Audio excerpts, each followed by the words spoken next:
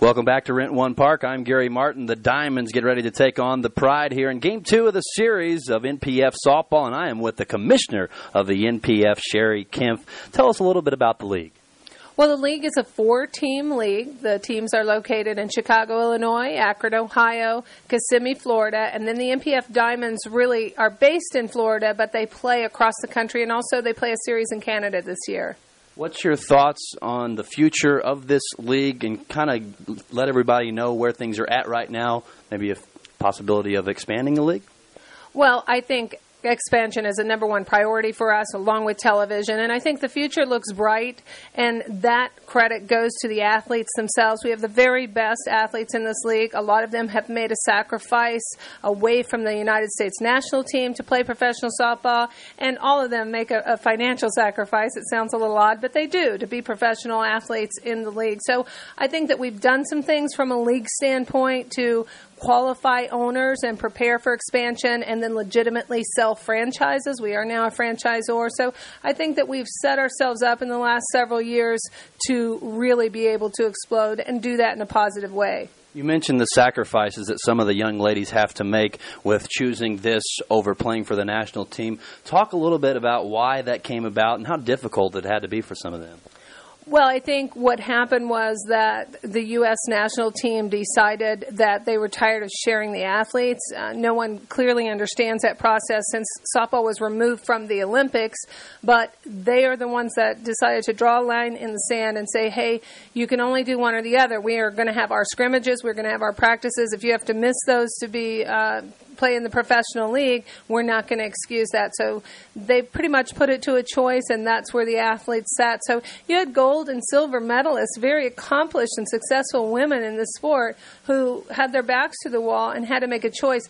They chose unanimously to play professional fast-pitch softball, and the reason they did that, and you can read their blogs, you can talk to them in person, but the reason they did that is once softball was removed from the Olympic slate, that really changed the whole dynamic. And what these women realize is that if the professional league does not survive, women will not have a platform to reach their potential. We are told that the research shows that a softball player reaches her potential physically at 27 years old. So if professional softball does not exist, you'll see women, the best of the best, walking away at about 60% probably of their development and their potential at 22 years old when they're finished with college softball. Gary Martin with the commissioner of the NPF, Cherri Kempf, here on the pregame show. It's the Pride and the Diamonds coming up in just a short amount of time.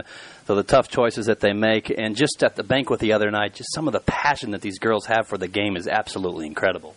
I think that's one of the most touching things, and it's one of the things that I'm the most proud of with these women. And it is sincere, and it's true. And I think that anytime you're close to them, whether they're speaking and making an official speech, something like that, or if you're just talking to them casually one-on-one, the sincerity and their dedication to this game and to their sport and to their skill is very evident. And I think that you know that in any profession, that sincerity translates. And I think that's what touches people. I think that's what people appreciate about the NPF athletes. If this league is to survive for a long time, you'll need help from other outside organizations. And you guys have teamed up with MLB, is that correct? We are an official developmental partner of Major League Baseball, yes, and we're very proud of that. They do cooperate with us, and they help us to a large degree. There are a lot of things that we're able to partner with them on, and we're proud of that, and they are as well. Talk about the 20 for 2020 deal you guys got going on.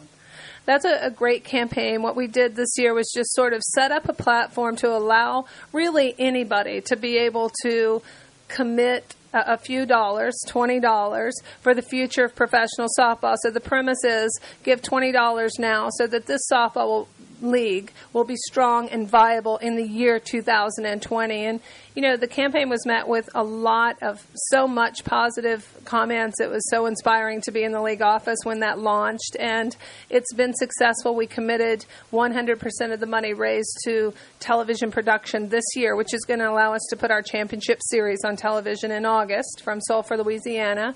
And, you know, it was a neat thing. It is something that is ongoing. You can go on our website. It's our opening page for the and give $20 for the future of softball, and so many people were proud to do that. I was checking out your website. I thought it was kind of funny. Next to the standings there on the far right, you have how many Facebook friends each team has. Kind of that goes along with the standings.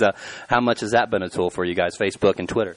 I think social media, especially for this generation, is huge, and it's something that us older generations have had to learn. Just the mastering of the immediate contact. But you'll find that our players are very active on both of those platforms, both Facebook and Twitter, and I think it allows you to connect with this generation on their own level. And I think there are some older folks too that are getting involved with that. But it's a neat way to immediately connect on. I know I saw some of our players tweeting from the appearance they made at the car dealership yesterday. So, that comes out right away. They have a picture attached, and it's just a lot of fun.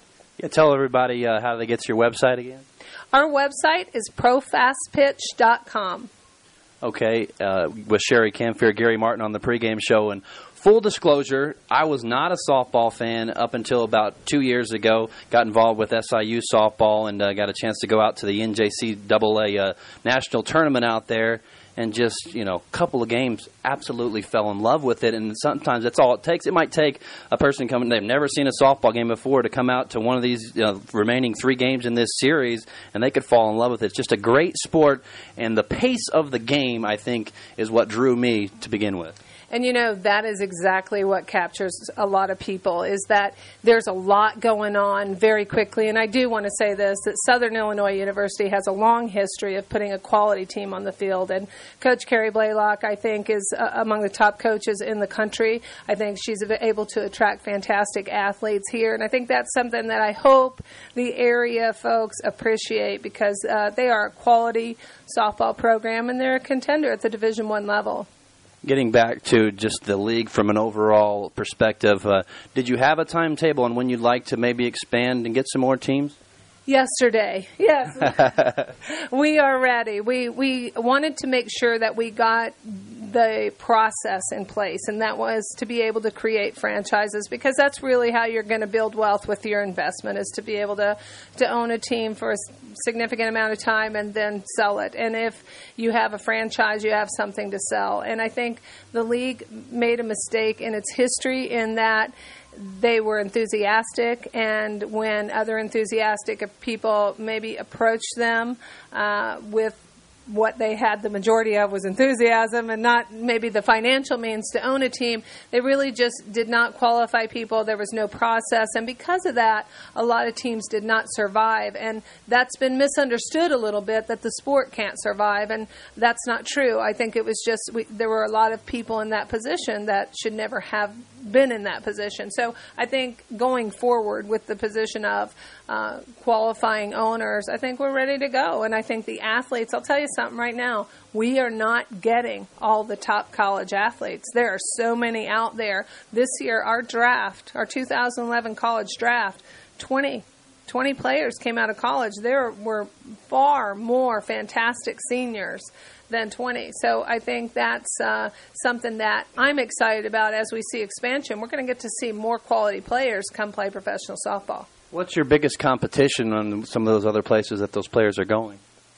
There really is not any real competition right now. I think there's still some players coming out of college and taking a stab at the national team and wanting to represent their country, and rightfully so, and everybody understands that. But there's certainly no competition at the professional level, and I think as the league gets stronger and when you see the very best athletes in this league, I think if you're a top caliber athlete, you want to be around the other top caliber athletes, and you want to test yourself. And, there's some great players out here, but I'll tell you something, that you can talk to the very best. Talk to Jessica Mendoza, talk to Kat Osterman, talk to Megan Gibson. Those guys will tell you this is not easy. This is a challenge, and that all of their games have risen because of who they're playing against. You mentioned talking to some of these players. Accessibility is a big key for this league.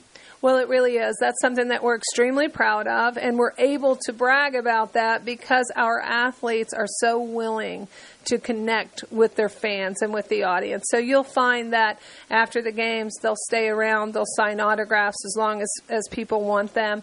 You're going to see some fun mid-game from the athletes. They'll get involved with the crowd a little bit, in particular of the Diamonds, Angeline Kiocha has a whole routine that she does that is usually sets the crowd on their ear in the fourth inning. So that's a lot of fun. But I think people are really able to connect with them, and it goes back to that, being able to feel the sincerity. Cherri Kempf has been the guest for me, Gary Martin, here on the pregame show. As the Diamonds in the Pride get ready to go at it, really appreciate your time, and best of luck to this league. I really, really hope it grows into a very successful company. Thank you so much. And I want to say this too, Gary, that our experience here in this area and with Rent One Park and with the Southern Illinois Miners Organization has been a class act. From point one, they've done everything they said they were going to do. You all have covered this tops from the media, and we appreciate it so much. We've had a great time. Absolutely. Thanks, Cherri. You're welcome.